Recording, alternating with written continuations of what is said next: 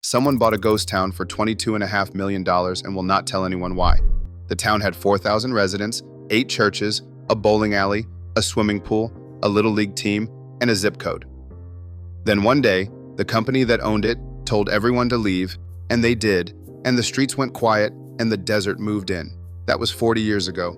Last year, somebody paid $22.5 million for it, registered the purchase under a shell company at an address shared with a trucking firm, and has not said a single word about what they plan to do with it. This is Eagle Mountain, California, and the story of how it got here is one of the strangest things I have ever had to sit down and explain to another human being. The town that shouldn't exist. Let me tell you where Eagle Mountain is, because the location alone should settle the question of why nobody built anything here for the first several thousand years of human history. Take Interstate 10 east out of Los Angeles, drive past Palm Springs, past the wind turbines, past the outlet malls. Keep going until the exits stop having names you recognize and the sky gets very large and the landscape goes flat and brown and you start to wonder quietly if you missed a turn somewhere around Indio. At a crossroads called Desert Center, and I use the word crossroads generously because Desert Center is barely a suggestion, you turn north on Kaiser Road. It was paved once. You cross railroad tracks that haven't carried a train in decades. You pass a pumping station for the Colorado River Aqueduct, humming with electricity in the middle of absolute emptiness. You drive 13 miles of washboarded, sun-hammered desert road. Then you reach a gate. The gate is locked. Behind it, Eagle Mountain sits the way it has sat since 1983. Streets still gridded, houses still standing more or less, a dry swimming pool, a shopping center with bars on the windows, 8 churches, all locked, a baseball diamond going back to dust. The average annual rainfall here is 3 2/3 inches. The hottest recorded temperature was 120 degrees. The nearest real town is Blythe, which is not what anyone would call a destination. There is no logical reason for 4,000 people to have lived here. And yet they did. They raised families. They coached Little League. They bowled on Friday nights. They went to one of 8 churches on Sunday mornings. The reason for all of it was iron in the mountain. Most people looked at what it would take to get that iron out and kept driving. Henry Kaiser was not most people. The man who built everything. Henry Kaiser was not a mining man. He was not a steel man either, though he would become one. What he was, fundamentally, was a man who looked at things that did not exist yet and decided to build them. Usually faster than anyone thought possible. Usually in places where people said it could not be done. He helped build the Hoover Dam, the Grand Coulee Dam, when the United States entered World War II and needed cargo ships at a scale the country had never attempted. Kaiser built shipyards in Richmond, California, and Portland, Oregon, and Vancouver, Washington, and figured out how to assemble Liberty ships so quickly that his competitors thought he was lying about the numbers. His yards launched over 1,400 vessels during the war. He had never built a ship before 1941. I want you to sit with that. 1,400 ships, having never built one. Some of us cannot assemble flat-pack furniture on a second attempt, but sure, let us not compare ourselves to Henry Kaiser. That is not a fair fight for anyone. The problem was steel. Kaiser's shipyards needed it, and the steel was all back east, controlled by U.S. Steel in Bethlehem and a handful of other companies with no interest in helping a West Coast outsider. So Kaiser did what Kaiser always did. In 1942, with $125 million in government loans, he built the first fully integrated steel mill west of the Rockies, on a former pig farm in Fontana, 50 miles east of Los Angeles. A steel mill needs 3 things: coal, limestone, and iron ore. The coal came from Utah, the limestone came from nearby quarries, the iron ore was the problem. The source he had been using near Kelso was poor quality and getting worse. In 1944, he found the Eagle Mountains.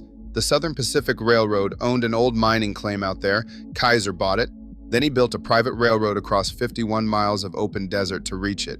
He named the interchange point where his railroad met the Southern Pacific Mainline Ferrum, Latin for iron, because the man built a railroad through the Mojave Desert and named the end point in a dead language and apparently saw nothing unusual about that.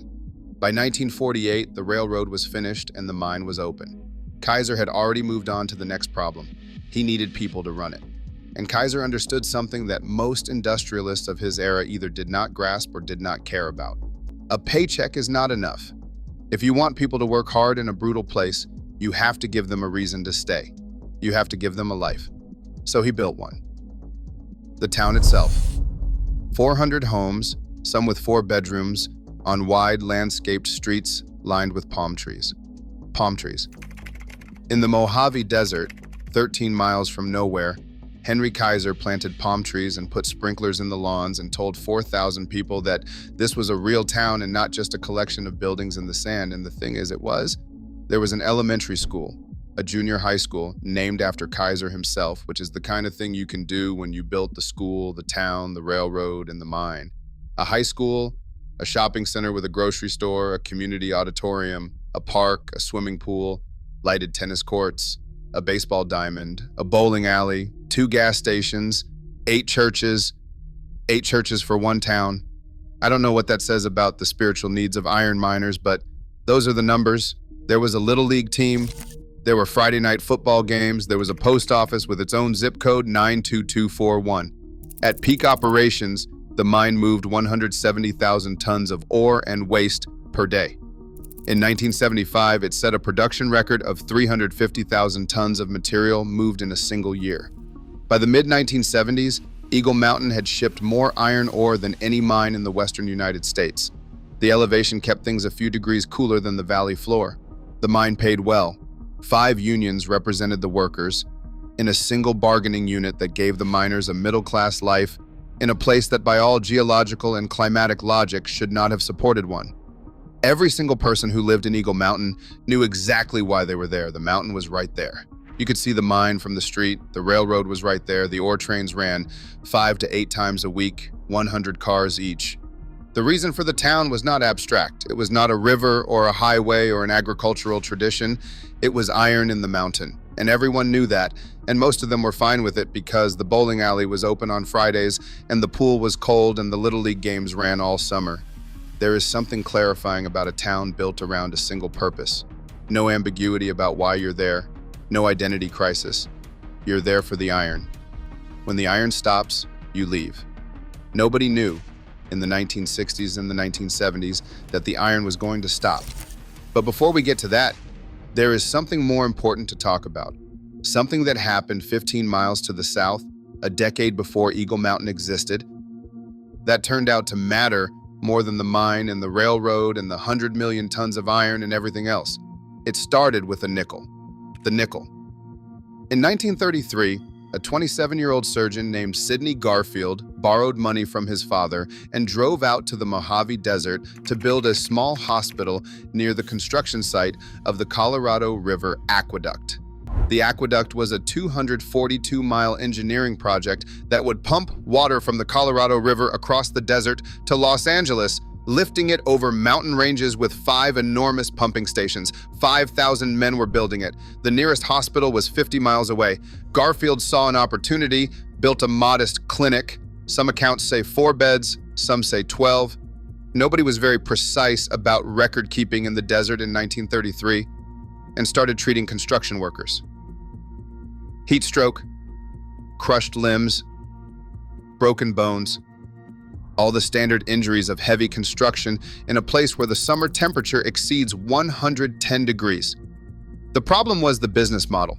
Workers' compensation insurance paid for industrial injuries, but the payments were slow and unreliable. Garfield was going broke, waiting for checks. So he made a deal. The insurance companies would prepay a fixed amount per worker per day, a nickel, directly to the hospital, and in return, Garfield would cover all work-related injuries. Simple, clean, and quietly revolutionary. Because once Garfield had that prepaid nickel, his financial incentive flipped. Instead of making money by treating injuries after they happened, he now made money by preventing them. He started teaching workers about hydration, about clean work sites, about hard hats. Injury rates dropped. The hospital thrived. Then he went further. He offered the workers themselves a second plan. Pay another nickel a day from your own pocket, he said, and I'll cover everything else. Illness, family care, the whole range of medical needs that have nothing to do with falling off scaffolding. 5 cents a day, about $1.10 in today's money. 95% of the workers signed up. The prepaid group health plan, the concept that every HMO in America is built on, was born in a desert clinic 15 miles from the land that would become Eagle Mountain. When the aqueduct project ended, a construction manager named Alonzo Ordway mentioned Garfield's work to Henry Kaiser, who was building the Grand Coulee Dam and whose 6,000 workers had almost no medical care. Kaiser brought Garfield north. It worked again. When Kaiser's wartime shipyards exploded with 200,000 workers, Garfield set up the permanent health plan. Workers paid 50 cents a week. When the war ended and the shipyards closed, Kaiser and Garfield opened the plan to the public. It became Kaiser Permanente. Today, Kaiser Permanente covers about 13 million Americans. It operates 39 hospitals and over 700 medical offices. Its annual revenue exceeds $100 billion. And the idea at the center of it, that it is cheaper and better to keep people well than to wait until they are sick, was figured out by one surgeon in a desert clinic for workers building a water pipe for a nickel a day. Eagle Mountain carried that same DNA from the beginning. The town had a fully integrated medical care system operating on Garfield's prepaid model built into its fabric before a single house went up. Not as a benefit, as a philosophy. The iron ore fed the steel mill. The steel mill helped win the war. The war created the shipyard health plan. The health plan came from the aqueduct workers, and the aqueduct runs right past the mine. It is all one circle, drawn in the California desert. Eagle Mountain sits at the center of it. The slow death. The trouble, when it came, arrived from two directions at once. And that is usually how it goes with company towns, not one catastrophic thing. Two quiet things, squeezing simultaneously until the pressure becomes impossible. The first was foreign competition. Japanese steelmakers, rebuilding after the war with newer and more efficient plants, began undercutting American steel prices through the 1970s. The Fontana Mill, which had been state-of-the-art when Kaiser built it in 1942, was now 30 years old and expensive to run. The second was regulation. New environmental rules increased the cost of operating both the mine and the mill. The population at Eagle Mountain started dropping. Not all at once. The way things always actually end, incrementally, quietly, one family at a time, one business at a time. In the summer of 1980, the mine shut down entirely. It reopened on September 23rd, but with only 750 workers, a skeleton crew for an operation that had once employed nearly 1,000. On November 3rd, 1981, Kaiser Corporation made it official. The Eagle Mountain Mine and the Fontana Steel Works would both be phased out. The closings that followed have a specific accumulated weight to them that is worth going through slowly. The grocery store shut its doors in October of 1982.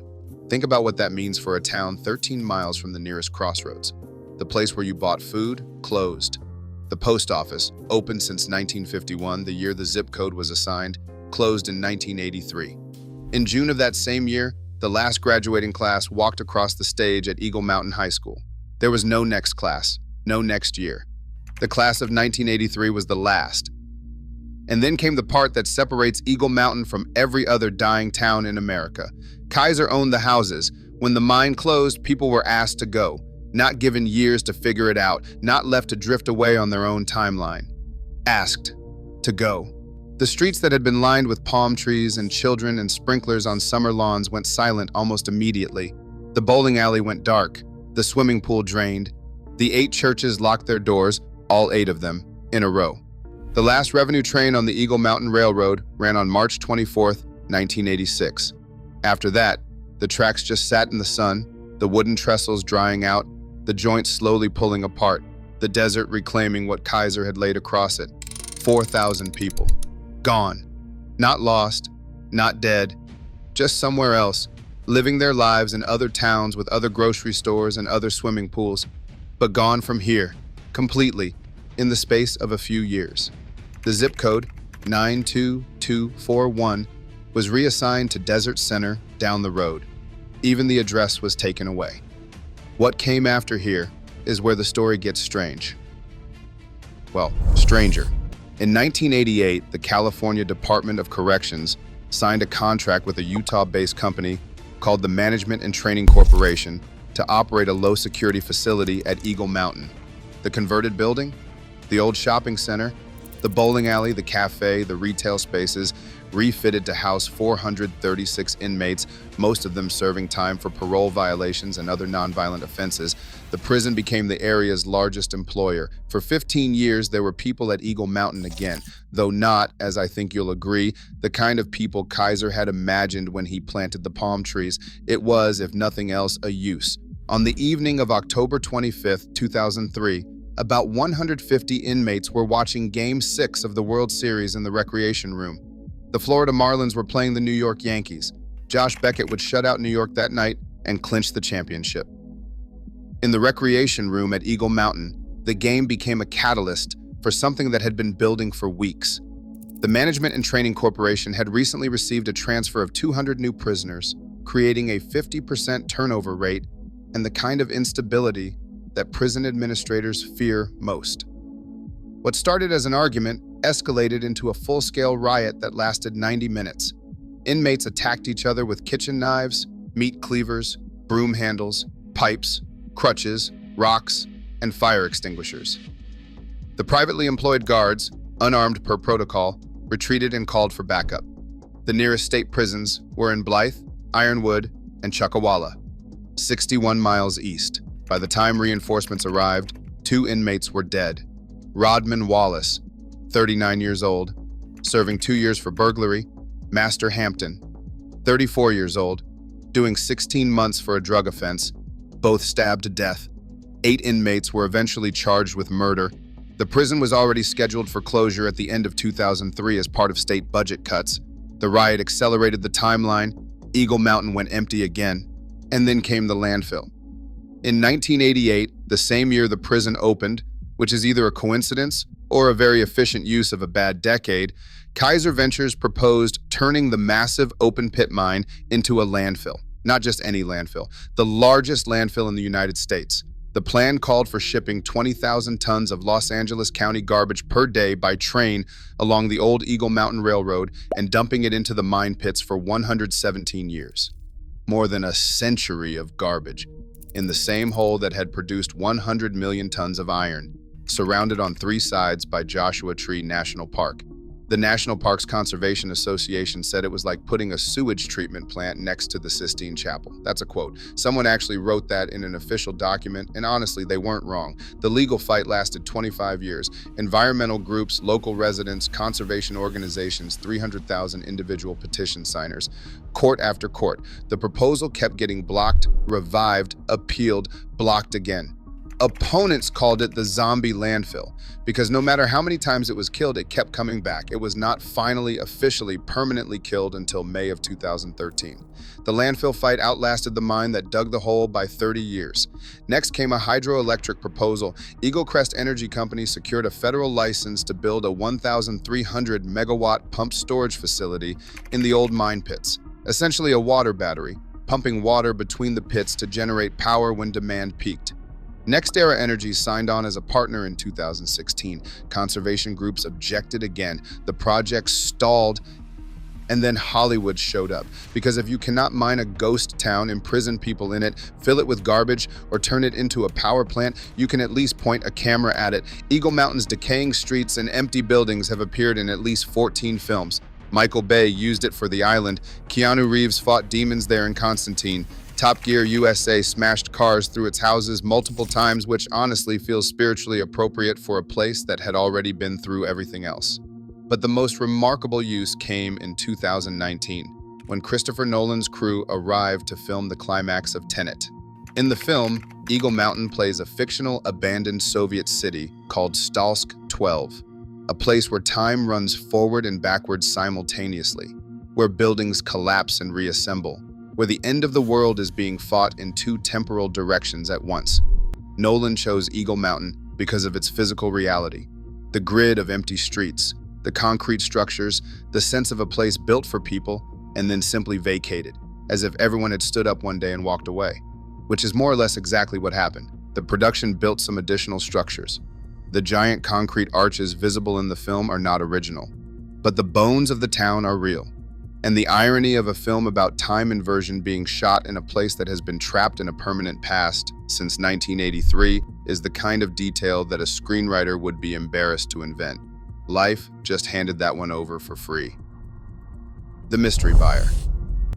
On April 17th, 2023, the entire Eagle Mountain property sold.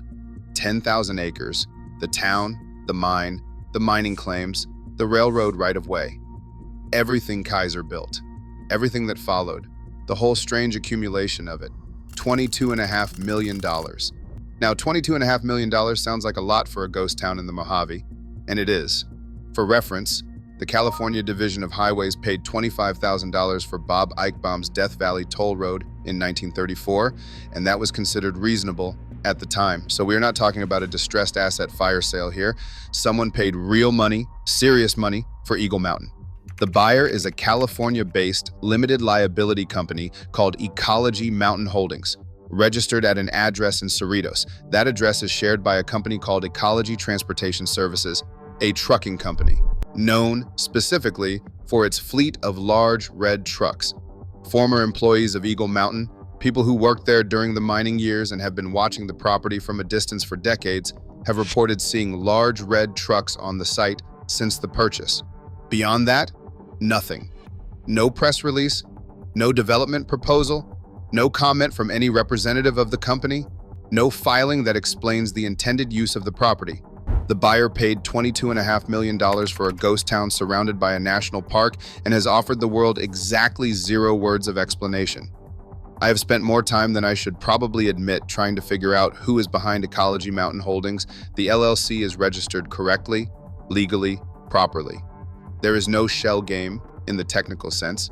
It is just a company that bought a thing and then went very quiet. There are theories, of course. The internet has not ignored this. Some people believe it's a prelude to another landfill proposal, perhaps a more sophisticated one than the zombie plan that died in 2013.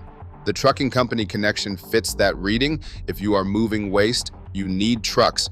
And if you are operating a landfill in the desert, you need a lot of them. Others think it is related to the hydroelectric storage proposal, which still technically has a federal license attached to it. Others think it is a land banking play sitting on the property until federal solar or battery storage incentives make a development pencil out. Nobody knows. What we do know is this: the gate is locked, the signs say no trespassing, the desert is patient, and somebody somewhere has a plan for a town that has been empty for 40 years, 8 churches, 1 dry swimming pool, 2003 murder scene and all. I hope genuinely that whatever the plan is, someone tells us, because Eagle Mountain has been carrying secrets since 1983, and I think it has earned a straight answer by now. What actually survived? Here is the part of the story that I keep coming back to, the part that I think matters most, even though it is not the dramatic part. The iron is gone. The steel mill in Fontana is gone. Part of the site is now a NASCAR racetrack, which is either a great use of industrial land or a deeply American metaphor, depending on your disposition. The railroad is gone in any functional sense. The town is gone in any human sense. The zip code is gone. The post office is gone. The bowling alley is dark. The grocery store is dust. But 13 million Americans walked into a Kaiser Permanente clinic last year, and the week before, and the week before that, because a young surgeon built a 4-bed hospital in the desert in 1933 and asked construction workers to pay a nickel a day to stay healthy instead of waiting until they were broken.